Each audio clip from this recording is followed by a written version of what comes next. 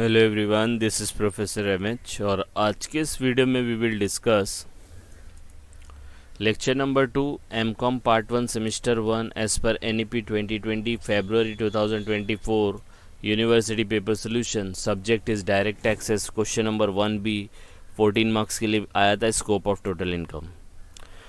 Lecture number 1 के अंदर हम लोग ने देखा था रेजिडेंशियल स्टेटस, उसको कैसे सॉल्व करना है। छोटा सा रिकैप भी कर लिया था। लिंक डिस्क्रिप्शन में, वहाँ जाके आप इस लेक्चर नंबर 1 को रेफ़र कर सकते हो। यहाँ पे हम लोग देखेंगे lecture number 2। This was asked in February 2024 university paper solution.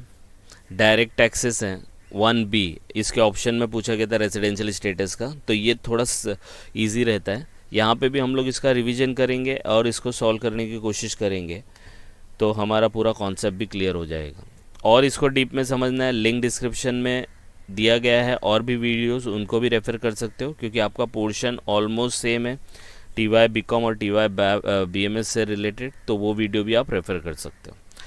तो let's start with the question first, then we start solving the sum with revision. पहला दिया है, किशोर करके कोई बंदा है, earn the following income during the financial year ended 31 March 2024। तो this is the year of 2023-24। फिर दिया है कुछ इन्फॉर्मेशन, देखो 8 इन्फॉर्मेशन दिया है कि भाई वो पास्ट अनटैक्स प्रॉफिट है, एग्रीकल्चर इनकम है सिंगापुर का, और उसके अमाउंट दिए। ठीक है, क्या निकालना है? Compute is gross total income for the assessment year 24-25 assuming that he is resident and ordinary resident, resident but not ordinary resident, non resident, मतलब तीनों का बनाना है। तो बहुत सिंपल क्वेश्चन होता है ये। इसको क्या करना है, सबसे पहले आपको जाना है, जो भी आप जब पेपर देंगे तो सबसे पहले आपको पार्टी का नाम लिख लेना है। तो ये लिख दिया आपने किशोर। फिर क्या लिखना है आपको? प्रीवियस ईयर असेसमेंट ईयर, जो यहाँ से मिल जाएगा। असेसमेंट ईयर दिया है तो प्रीवियस ईयर 1 साल पहले लिखने का, और प्रीवियस ईयर दिया है तो असेसमेंट ईयर 1 साल बाद का लिखने का। फिर कंप्यूटेशन ऑफ, जो क्वेश्चन में दिया होता है, computation of gross total income, ये देखो ये लिख दिया हम लोग ने। क्वेश्चन में से ही देखना है, दिमाग ज़्यादा लगाना नहीं है। फिर इसके बाद आप लिखेंगे पर्टिकुलर और पूरे क्वेश्चन को कॉपी कर लेंगे। देखो ये कर लिया। फिर यहाँ पे मैंने अमाउंट को भी कॉपी कर लिया। ये आप एग्ज़ाम में ऐसा मत करो, ये सिर्फ ये बार बार ऐसा ब्लिंक करना है। देखो ये एक्सेल और पावर पॉइंट है तो मुझे ऐसे जाना पड़ता है, तो ये जाने की वजह से मैंने यहाँ ही अमाउंट लिख दिया। और आपको बनाने 3 कॉलम, तो ये बनाना है, ये नहीं बनाना है, ये रेफरेंस के लिए मैंने यहाँ पे लिखा है। और इसके बाद 3 कॉलम बनाना। अब 3 कॉलम क्यों? क्योंकि यहाँ पे 3 कॉलम बोला है, resident ordinary resident, resident but not ordinary resident, non resident. आ रही बात समझ में? एग्ज़ाम में कभी कभी उन लोग बोलेंगे कि भाई नॉट ऑर्डिनरी और नॉन रेजिडेंट का निकाल के बताओ, तो भी आप ये तीनों बना के आना। समझ में आया? ये तीनों आपको बनाने हैं। तो ये देखो ये तीनों बना दिया। अब इसमें कैसे करना है, नीचे आपका टोटल आ जाएगा, जो हम लोग करेंगे इस अमाउंट का टोटल, इस अमाउंट का टोटल, इसका अमाउंट का टोटल। अब देखेंगे कि ये इनकम टैक्सेबल है या नहीं है। अब ये देखो कॉन्सेप्ट क्या है, कॉन्सेप्ट ये है कि किशोर जो बंदा है, किशोर अगर ये सब इनकम कमाता है और इंडिया में अगर वो ROR है, ROR मतलब ये इसका रेसिडेंशियल स्टेटस है। इंडिया के अंदर जो टैक्स भरते हैं वो डिपेंड करता है उसके रेसिडेंशियल स्टेटस पे। इंडिया के अंदर कितने रेसिडेंशियल स्टेटस है? 3 है, 1 2 3। तो आपको बताना है अगर किशोर ROR है, रेजिडेंट एंड ऑर्डिनरी रेजिडेंट है, तो क्या वो इस इनकम पे टैक्स भरेगा, मतलब वो टैक्सेबल होगा। अगर किशोर ये है, ये नहीं है, ये है, तो क्या वो इस इनकम पे टैक्स भरेगा। अगर किशोर ये है नॉन रेजिडेंट, क्या वो इस इनकम पे टैक्स भरेगा। तो आपको किशोर को एक एक करके अज्यूम करना है। तो एक एक करके अज्यूम करना है, तो 3 बार नहीं बनाने का, सेम फॉर्मेट बनाने का, 3 कॉलम। अगर वो ROR है तो उसको टैक्स लगेगा, क्या लगेगा, तो अमाउंट लिखो, नहीं लगेगा तो डैश मारो। समझ में आया? ये है। अब इसको सॉल्व कैसे करना है, तो इसका देखो ये थ्योरी है। थ्योरी क्या बोलता है, देखो ये 3 कॉलम बनाया आपने, ROR, RNOR, NR, तो 2 ही इनकम होगा, एक इंडियन होगा एक फॉरेन होगा। अगर वो इंडियन इनकम है तो आंख बंद कर लेने का और टैक्सेबल टैक्सेबल टैक्सेबल लिखने का। आंख बंद मतलब आंख खोल के लिखना है। मतलब इंडियन इनकम रहेगी तो चाहे वो ROR हो, चाहे वो बंदा नॉट RNOR हो या नॉन रेजिडेंट हो, इंडिया में इनकम कमाया, टैक्सेबल टैक्सेबल टैक्सेबल। लेकिन रही बात फॉरेन इनकम की, तो फॉरेन इनकम जो ऑर्डिनरी रहता है ना, इंडिया का जो बंदा है ना, उसको टैक्स भरना पड़ता है। और फॉरेन इनकम फॉरेन वाला नहीं भरेगा, नॉन रेजिडेंशियल नॉट टैक्सेबल किया है।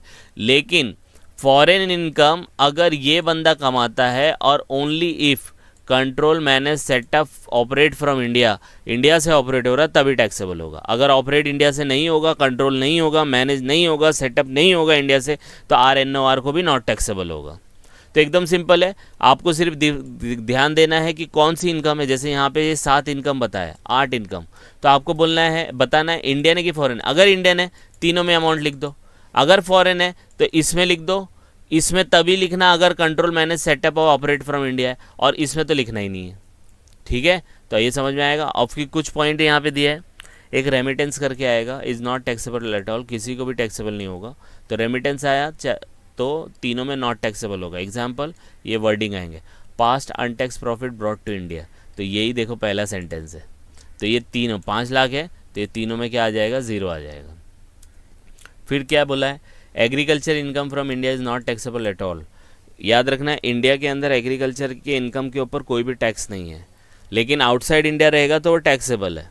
ठीक है, तो वो आउटसाइड इंडिया है तो वो फॉरेन इनकम हो जाएगा, तो इसको टैक्सेबल तभी होगा अगर वो control manage setup operate from India होगा, इसको नहीं होगा। लेकिन वही इनकम अगर वो इंडिया में रिसीव्ड कर लिया तो वो इंडियन बन जाती है और वो टैक्सेबल हो जाती है।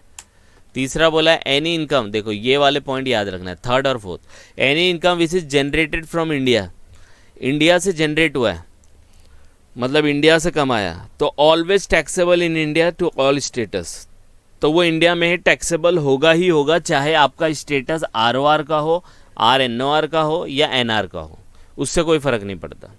और last one, any income which is generated outside India, देखो बहुत इंपॉर्टेंट है, इंडिया के बाहर जनरेट हुआ है। जैसे आपने कोई बिजनेस किया US में किया, इज टैक्सेबल टू ROR, क्योंकि देखो दिया है ना, US से किया तो फॉरेन है, तो फॉरेन तो इसको लगेगा ही लगेगा क्योंकि इंडिया का बनता है। But when the same income is received in India then it is taxable to all status।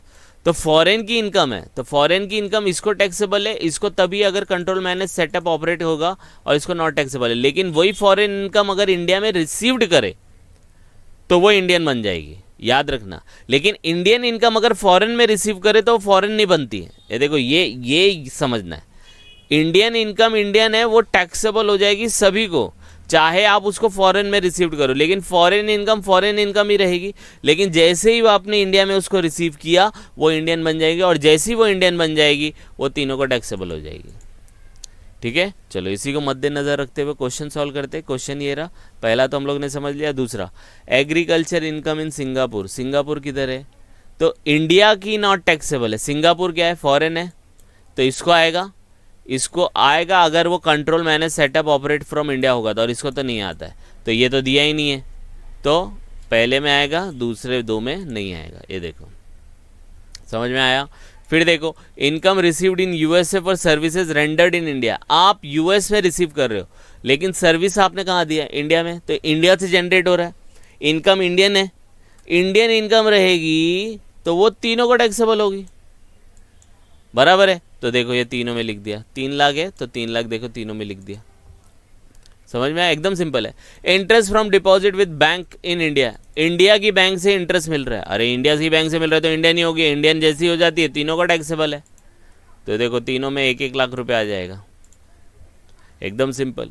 फिर बोला रेंट फ्रॉम प्रॉपर्टी इन पुणे, पुणे किधर है, इंडिया में है, यस इंडिया में, रिसीव्ड इन USA, अरे भाई पुणे का प्रॉपर्टी है, इंडिया का प्रॉपर्टी, रिसीव्ड आप US में करो या मत करो वो इंडियन ही माना जाएगा।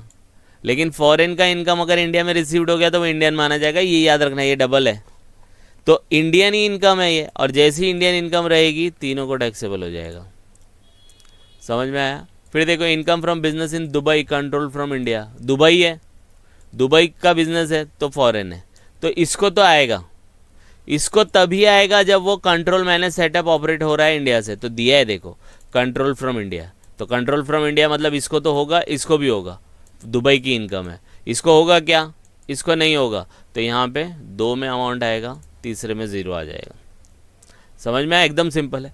Rent from property in Germany received there but later remitted to India, later remitted to India मतलब आपने प्रॉपर्टी को वहीं रिसीव्ड किया जर्मनी में, तो वो वहाँ की इनकम हो गई, फॉरेन है, इसको टैक्सेबल करना है तो टैक्सेबल कर लिया। ये देखो ऑपरेट हो रहा है क्या, कंट्रोल हो रहा है क्या, मैनेज हो रहा है क्या, इंडिया से नहीं हो रहा है तो ये डैश हो जाएगा, बराबर है। और एनआर में तो आता ही नहीं है तो नहीं लिखने का।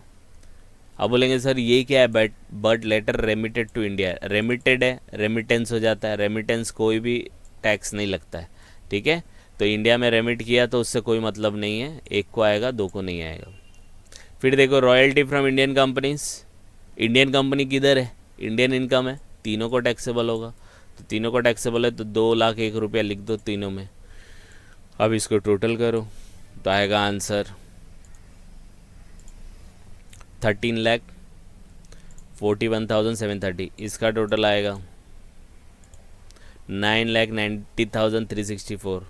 इसका टोटल आएगा 7,30,122। तो हो गया ना। तो ये 14 मार्क का क्वेश्चन था, आप इसको गो थ्रू करो। ये आपका this is the 14 mark question, इसको गो थ्रू करो। कुछ डाउट आएगा तो please comment and please like and subscribe for more videos. Thank you.